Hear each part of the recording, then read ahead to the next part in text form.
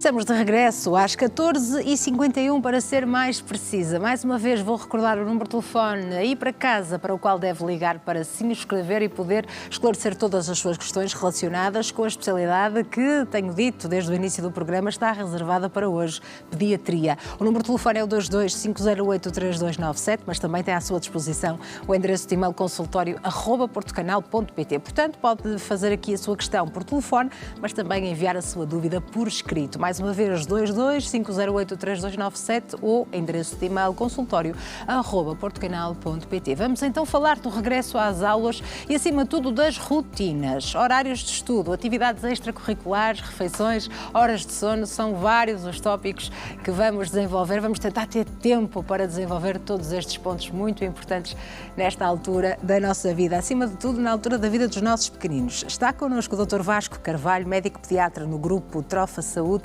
a quem agradeço. Muito obrigada por juntar-se a nós no consultório e, acima de tudo, ajudar quem nos acompanha lá em casa, pais, avós, tios. Portanto, quem estiver lá em casa pode juntar-se à nossa conversa, partilhar também a sua opinião, já sabe como isto funciona. Sr. Doutor, imagino que estas primeiras semanas podem ser muito difíceis, não é? Não só para as crianças, também para os pais. Normalmente há muitas dificuldades, surgem muitas queixas em consulta. Quais são, assim, aquelas queixas mais frequentes dos pais? Sim, é sempre normal, pronto, porque é um período de adaptação, portanto, claro, é sempre normal haver um caráter de ansiedade associado. Pronto, o que nós vemos, de facto, é neste período pré-início das aulas, algumas consultas de rotina e que existe essa preocupação extra. Pronto, eu acho que nós, como pediatras e mesmo como pais, devemos validar esse sentimento, portanto, que é um sentimento de ir muitas vezes para uma escola nova, para uma turma diferente, conhecer pessoas novas, portanto, são diversos tipos de aprendizagem e que nós devemos, obviamente, validar essa ansiedade e também tranquilizar um bocadinho os pais, para os pais também serem um suporte dessa ansiedade. Pronto. Depois, acho importante também perceber que tipo de ansiedade é que a criança tem, não é? Pronto, e, obviamente, nós quando falamos da abordagem do início da preparação para a escola, estamos a falar de um espectro bastante grande de idades, não é? Portanto, estamos a falar desde o pré-escolar quase até à adolescência. Pronto, deixei aqui um bocadinho a creche, mas desde o pré-escolar até à adolescência que existe este regresso às aulas. E existem grandes diferenças entre estes grupos e normalmente depois ajustamos também um bocadinho a consulta de acordo com o grupo etário que temos à nossa frente. O que eu costumo sempre dizer aos pais é tentar perceber que tipo de ansiedade é que têm os filhos, não é? Porque, de facto, há uma ansiedade que é fisiológica, se nós a conseguirmos transformar em algo positivo, não é? Pronto, se tivermos uma ansiedade que é fisiológica, é aquela ansiedade em que, de facto, nos prepara para novos eventos, para conhecer novas pessoas. Portanto, é algo que, de facto, não é deletério. Pronto, depois temos aquela ansiedade que, de facto, aí já é um bocadinho intrusiva e que leva a que as crianças muitas vezes se isolem socialmente, fiquem encostadas aqui naquele cantinho, estão muito ansiosas. Pronto. Eu acho que, assim, como dicas para ajudar nessa ansiedade que estamos a falar de forma global, podemos abordar a questão de haver um ato preparatório. Portanto, os pais são as pessoas que conhecem melhor os seus filhos, isso é indubitável. Portanto, quando conhecem que têm filhos que têm uma capacidade de gerir a ansiedade de uma forma assim muito estressada, eu costumo sempre recomendar fazerem um ato preparatório. Mas isto seja para entrar na escola, seja um bocadinho de forma global. Às vezes, só mesmo atividades extracurriculares tem que haver este ato preparatório. Muito bem. E eu costumo dizer sempre para tentarem minimizar as novidades do dia ou dos últimos dias. Portanto, haver aquelas coisas básicas como, quando sabemos que a nossa criança é ansiosa, o nosso filho é ansioso, devemos talvez conhecer a escola antes, devemos talvez apresentá-la aos colegas antes, devemos talvez apresentá-la à professora antes, para haver este ato preparatório. Talvez no próprio dia devemos minimizar as escolhas, portanto já ter a mochila completamente preparada, com os cadernos dentro da mochila, à porta da entrada da casa, depois também já idealmente escolher a roupa, porque muitas vezes é lá um motivo de um gerador de stress, sim, principalmente quando estamos a falar de meninas, pronto, e que muitas vezes gostam de escolher uma roupa atrás da outra e depois ficam ali muito estressadas e geram logo ali um tipo de ambiente que pode depois perpetuar-se até à escola. Portanto, é tentar minimizar as novidades ao máximo do dia do início das aulas. Depois, eu acho que a parte mais importante no início é ser presente, ou seja, validar este sentimento de ansiedade como algo que é até positivo, se for saudável, e depois ir perguntando com a chegada à casa, olha como é que correu a escola, perceber como é que está a correr a adaptação, também falar com as professoras, falar com os pais, não é? Portanto, com os pais de outros alunos, para perceber se de facto como é que as coisas estão a correr. Eu acho que isso serão talvez as indicações que eu digo na questão da gestão da ansiedade, não é? Porque depois a escola existe um padrão muito grande, não é? Nós, claro, quando falamos da escola, Começamos pela ansiedade, mas a escola basicamente é uma espécie de um grupo social muito abrangente, claro, que se fala mesmo de relações interpessoais. Também podemos abordar a parte da própria alimentação. Portanto, há várias coisas que de facto podemos abordar na consulta. Sim. Isso é bom também para os pais, gerir a própria ansiedade dos pais, não é? Claro, exatamente. Por isso é que eu digo que nós, pediatras, pais, temos sempre a percepção de que a maneira como nós lidamos com os sentimentos, obviamente, é a maneira como as nossas crianças nos veem a lidar com os sentimentos e que os nossos filhos nos veem a lidar com os sentimentos. Portanto, mesmo que o pediatra faça uma avaliação no momento da consulta, depois existe muito trabalho de casa, entre aspas, não é? Portanto, e esse trabalho de casa passa muito também pela maneira como os pais se adaptam aos filhos e conhecem os filhos e também o ajudam a desconstruir o processo. Pronto, e acho que isso é de facto uma maneira essencial nesta fase inicial de iniciar as aulas. Depois, a parte da alimentação também é uma questão que muitas vezes me colocam, e é muito relacionada de... pronto, ele estava em minha casa, estava em nossa casa, teve o verão todo, fazia assim algumas asneiras, temos que agora nos adaptar um bocadinho à realidade nova, não é? Porque basicamente durante o verão nós temos um período que é um período pouco estruturado, não é? Porque mesmo a nível de sono, a nível da alimentação, é normal acontecer esse tipo de... Mais descontraído, claro, não é? E bem, pronto, não é preciso ser fundamentalista, claro, e fazer sempre tudo certinho, portanto é um período mais descontraído. Quando chegamos já à fase da escola, temos de facto de começar a ganhar alguma estrutura, pronto. E depois começa a haver assim algumas dúvidas quando falamos da parte alimentar, obviamente, porque há muitos pais que têm a dúvida do que é que levam para a escola, pronto, ou seja, que lanche colocam nos filhos para a escola. Pronto, e acho que isso é uma das dúvidas, calhar, mais frequentes que eu tenho e acho que é uma dúvida importante até de elucidar, porque de facto a alimentação e o padrão alimentar que nós temos dos nossos filhos é muito dependente da idade, mais uma vez, do grupo etário. Nós temos as crianças de idade pré-escolar e naquele ensino básico até aos 10 anos, em que são crianças que basicamente estão a ser alimentadas a nível escolar, portanto têm a alimentação da escola, mas depois nos lanches são alimentadas por escolhas parentais e depois, quando chegam à adolescência, a maior parte das vezes tem também a parte da alimentação da escola, mas é mais por escolhas autónomas, ou seja, pelo que vejam os colegas a comer, pelo que eles aprenderam previamente e depois autonomamente tomam uma decisão. Porque é que eu acho importante haver este ensinamento? É que o que eu estou a dizer basicamente é que a maneira como eles vão comer na adolescência é muito a imagem da maneira como eles foram ensinados a comer na idade pré-escolar e no escolar. Pronto, e nós temos uma capacidade única de moldar isso, a nível comportamental, tanto nos lanches da escola, como uma maneira como nos alimentamos no dia-a-dia. Portanto, é uma pergunta muito comum de o que é que eu devo enviar de lanche para o meu filho. Pronto, eu normalmente, quando falo de idades pré-escolares e escolares, faço sempre algumas recomendações, nomeadamente a nível do tipo de alimentos que devemos oferecer. Pronto. E isso, obviamente, depois deve mimetizar um bocadinho aquilo que também acontece no domicílio. Portanto, a nível de prioridades, digo sempre que a primeira prioridade é haver sempre uma oferta de água. Pronto. A segunda prioridade é sempre haver uma oferta de fruta. A terceira prioridade é haver sempre uma oferta de legumes que pode ser integrada num estilo de snack, não precisa de ser obrigatoriamente aquela seca, sempre comer legumes, pode ser uns palitinhos de cenoura. Portanto, acho que é preciso normalizar os snacks de legumes, como por exemplo os palitinhos de cenoura, claro, entre outros, e depois deve ter sempre ou um constituinte de laticínios, pode ser um iogurte, ou então também um constituinte de pão. Portanto, eu acho que este será o lanche completo.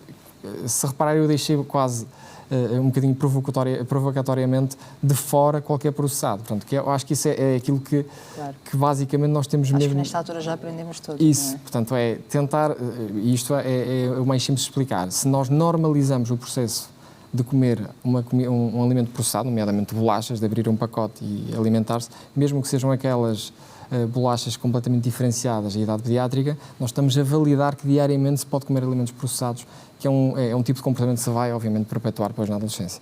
Portanto, eu normalmente são exatamente esses dois temas que eu abordo mais. Portanto, é validar a ansiedade e ter cuidado naquela idade pré-escolar e escolar, o tipo de alimentação que nós vamos oferecer aos nossos filhos, que é sempre importante, mas os lanches têm um caráter de importância porque é claramente decidido por nós. Portanto, é um ato autónomo em que nós estamos a alimentar a nossa criança. Portanto, é um bocadinho diferente que às vezes em casa, também que fazemos o jantar e o almoço, é um bocadinho, é uma refeição de grupo, não é? Uma refeição de família. Claro. Mas a única refeição que nós preparamos individualmente de forma consecutiva é essa, portanto deve ser tomada uma decisão a pensar no futuro e não propriamente a pensar naquilo que a criança quer e naquilo que a criança vê comer nos colegas, percebe? Ou seja, às vezes vamos um bocadinho contra a corrente. Mas também é um problema que os pais enfrentam, não é? Eu ainda não cheguei a essa idade, mas depois os amiguinhos levam aqueles lanches um bocadinho e snacks menos saudáveis e depois os nossos também vão querer. Claro, exatamente. Ou seja, existe uma necessidade de validar validação pelos pares, obviamente, Claro. porque vê o par a comer, ou seja, vê o amigo a comer e também acha que deve comer. Mas o que devemos fazer, Sr. Doutor? Também não acho que seja assim tão correto ter um não redondo, não é? Não, exatamente.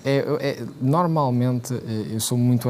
acho que o fundamentalismo na pediatria e na educação nunca funciona. Claro. Então, nunca pode haver extremismos, ou seja, tem que haver exceções, e vai haver exceções, e nós vamos ter que ir ensinando, de facto, a perceber porque é que aquele alimento é mais fraco do que outro tipo de alimento. Muito bem. E depois, quando a criança / adolescente tiver autonomia de decisão, ela vai decidir de acordo com aquilo que foi aprendendo ao longo do tempo e com os ensinamentos que lhe fomos dando, percebe? Mas é óbvio, isto não é um processo, basicamente não é uma linha reta, é uma linha com bastantes curvas e que, como nós, não é? Se nós nos lembrarmos da maneira como crescemos e nos desenvolvemos desde a idade em que entramos na primeira, a idade pré-escolar, até o momento em que chegamos à adolescência, nós fomos tomando decisões e fomos errando e fomos acertando até chegar à idade adulta e, tendencialmente, na idade adulta devemos acertar mais do que erramos nas nossas escolhas. Claro. Portanto, obviamente, uma criança vai querer errar porque tem uma potência natural que é dependente da sua fisiologia humana para alimentos doces e alimentos salgados. Portanto, nós só temos é que depois moldar um bocadinho para ela também perceber que se pode alimentar de forma saudável e saborosa. Que isso é muitas vezes o mito existente de comer saudável não tem sabor. Pronto, é uma questão de aprendizagem exatamente igual. Pode não ser aquela aprendizagem natural, que nós se mete um chocolate à boca e sabe bem. Não é? Muitas vezes não é aquela aprendizagem automática, mas é uma aprendizagem natural. Claro, Okay? sim. Muito bem. Voltar à rotina significa também às atividades extracurriculares, fazem bem à saúde. Como é que os pais também podem gerir para além da rotina do sono, não é, Sr. Doutor? Sabemos que é importante ter estas atividades. Como é que podem gerir isso no seu dia-a-dia? E deixe-me também colocar aqui uma questão. Há crianças, eu vejo crianças com demasiadas atividades extracurriculares. Quando digo isto, é sair da escola, ir à natação, ou de manhã já vão à natação, depois tem o futebol, a música, de segunda a sexta-feira, portanto, não sobra tempo para brincar, parece-me a mim. É completamente verdade. Pronto. E essa parte das atividades extracurriculares, se nós avançarmos numa altura em que se tem que depois também fazer o plano do estudo, não é? Ainda mais complica o processo, porque de facto nós vemos que há crianças, quando chegam àquela parte mais da adolescência, em que se nós juntarmos as atividades extracurriculares, depois olhamos para um calendário, construímos e, para além do tempo livre, para pura e simplesmente existir e fazer algo de forma natural e espontânea, ainda vai ter que se encaixar algum tempo para estudar. Portanto, de facto, a importância das atividades extracurriculares, e é óbvio que é importante, primeiro, é perceber que o calendário curricular já tem uma carga relativamente pesada. Portanto, quando escolhemos atividades extracurriculares, tem que ser atividades clínicas, ou seja, essenciais para o desenvolvimento da criança. E tem que ser atividades extracurriculares que ela goste. Não vale a pena estar a tentar traçar um caminho um bocadinho escolhido por nós, que a criança pode não gostar. Portanto, é a mesma coisa que eu sempre falo. Não se esqueça de introduzir alguma atividade extracurricular que envolva atividade física e tem que se perguntar à criança o que é que gosta de fazer. Tentar mostrar as várias hipóteses, não decidir pela criança. Pronto. Depois, englobando essa atividade extracurricular, que se for alguma atividade física, é logo um benefício. Porquê? Porque, obviamente, nós, quando estamos no período escolar, temos um problema principal, obviamente estamos inseridos num grupo social, mas depois estamos inseridos num grupo social em que as crianças muitas vezes estão sentadas, depois obviamente têm os intervalos e que brincam, mas que passam na mesma muito tempo num regime de estar sentado e de pouco mexido. Depois, muitas vezes quando estão na parte do intervalo ainda vão correndo e vão brincando, mas é relativamente pouco tempo quando falamos de um dia inteiro. Portanto, muitas vezes, se conseguirmos associar uma atividade extracurricular que envolva alguma atividade física, isto para promover logo um estilo de vida saudável desde o início. Portanto, são aqueles ensinamentos que nós damos até à adolescência que depois vão perpetuar esse tipo de comportamento para a idade adulta. Portanto, se nós ensinarmos isso numa fase precoce, elas perceberem que, olha, é engraçado, por exemplo, fazer dança e fazendo dança, eu para além de me divertir, também estou a ficar mais saudável, é depois uma decisão que vai ficar para a vida. Depois, para englobar tudo, a nível de atividades curriculares, extracurriculares, eu digo sempre, é tentar fazer um calendário e depois de fazer o calendário, mesmo aí, tentar ajustar melhor onde é que uma pessoa consegue estudar. Portanto, e nós sabemos que muitas vezes a necessidade de estudar é algo que é complicado num calendário tão preenchido. Claro.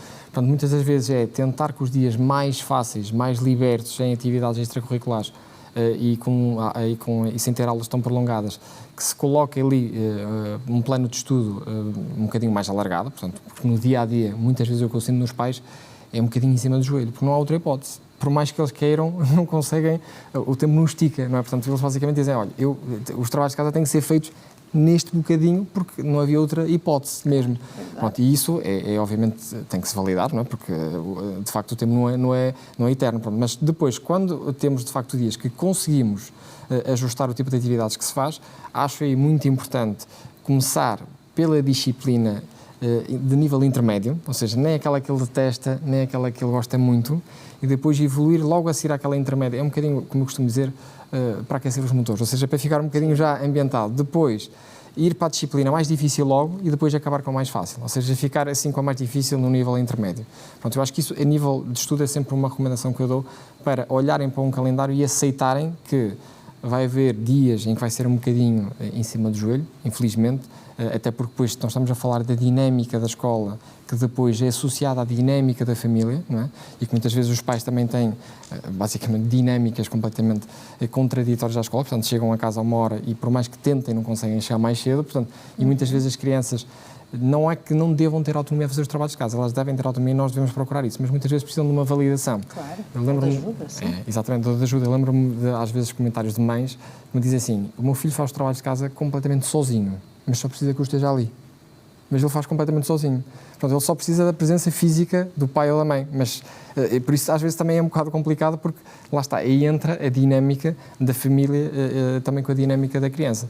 Pronto, depois, para além disto tudo, ainda falarmos das curriculares, extracurriculares, da parte dos estudos, ainda temos que falar da parte do sono. Pronto, ou seja, como vê, isto é basicamente tentarmos transformar um dia de 12 horas quase esticado num dia de 24. Portanto, tem muita coisa para acontecer.